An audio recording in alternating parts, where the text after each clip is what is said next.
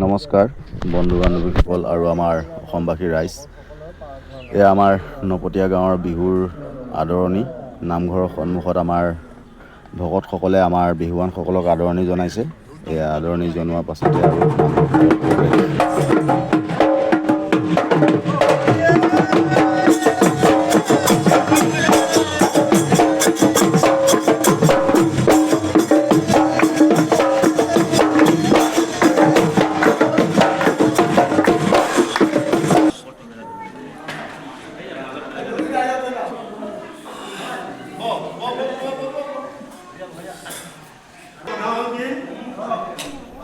এতিয়া আমাৰ বিহুখন নামঘৰৰ ভিতৰত সকলো ভকতসকলৰ মাজত বহি এয়া সেৱা এভাগ ল'ব। তাৰপিছতে হুঁচৰি যোৰা আৰম্ভ কৰিব আৰু এয়া আমাৰ গাঁওবুঢ়া, পাতোলা, মেধি, ধন ভৰালি মানে সকলো আৰু ইয়াতে হৈ মেলি আৰু কথা বতৰা হয়। এই সেৱাটি ল'ব আৰু সেৱাটি লৈ নামঘৰৰ ভিতৰৰ পৰা গৈ আমাৰ নামঘৰৰ সন্মুখত হুঁচৰি দৌৰিব। আপোনালোকে অলপমান দেখাবৰ কাৰণে চেষ্টা কৰি চাই থাকিব ভিডিঅ'টো। ভাল লাগিলে লাইক কৰিব আৰু শ্বেয়াৰ কৰিবলৈ নাপাহৰিব। হুঁচৰি আমাৰ ষ্টাৰ্ট হ'ব দৌৰিব।